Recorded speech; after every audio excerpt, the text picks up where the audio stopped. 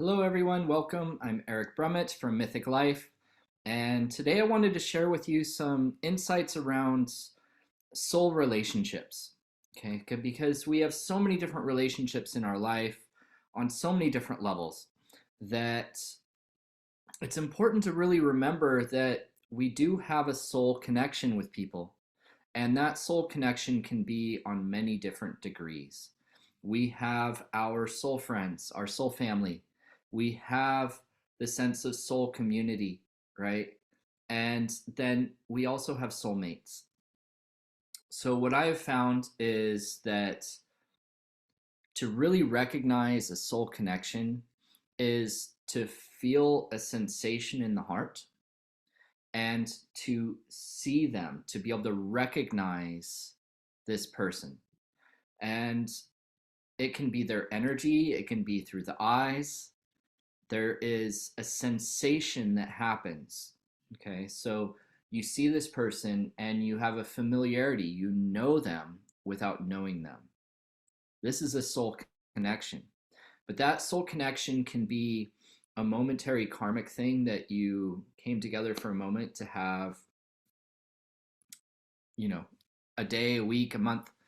Um, or it can be something where you're coming together for a lifetime. You may find that as your lives go, you intersect and weave together. What I've found with soul family is that you don't have to see them all the time to feel that sense of connection, to feel their energetic presence. And in many, many ways, because you're on a soul level resonating with each other, your lives will have a parallel path. There will be such similarities between you and them. I have a friend that we did grow up together, but we were not close in school. We were more acquaintances and we appreciated and liked each other. But then all of a sudden, years later, after I left California, I moved to New York. I am in a relationship, I'm having my kids. I all of a sudden reconnect with him through the grapevine that we were both living in Manhattan. We were both in relationships. And then we both went through transition of our relationships at the same time.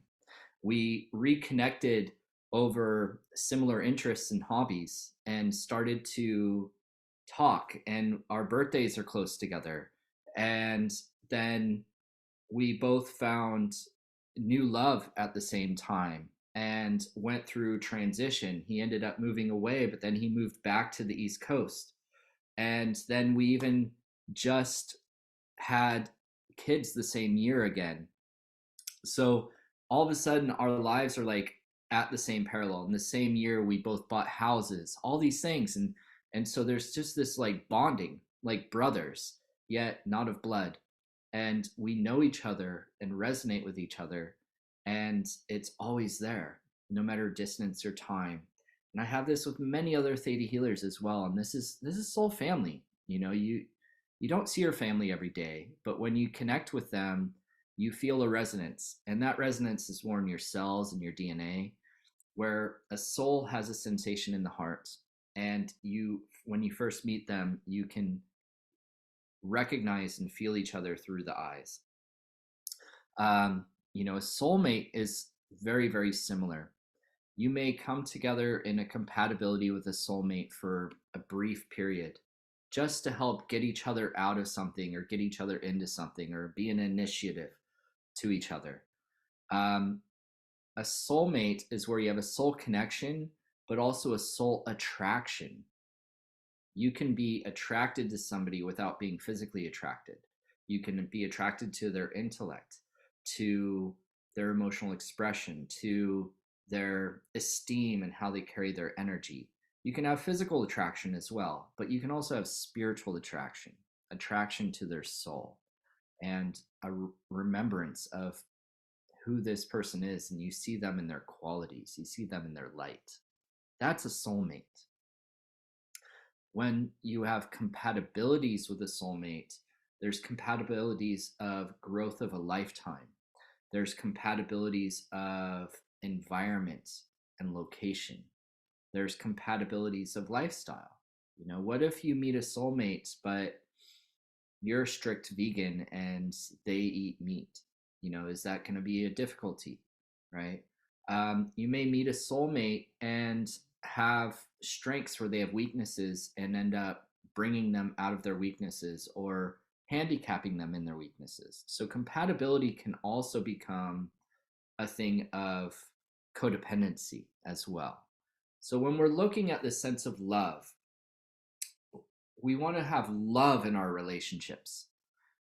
So I invite you to explore what it is to have love on a soul level, to have compatibility with those around you.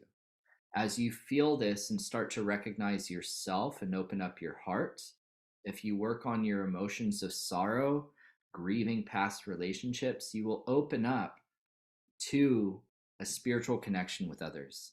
And you will start to invite in a soulmate or soul family. It isn't something you even have to manifest for. It's something that your soul is attracting. So they're always there, resonating and waiting for the right opportunity to come together and be together and spend time together.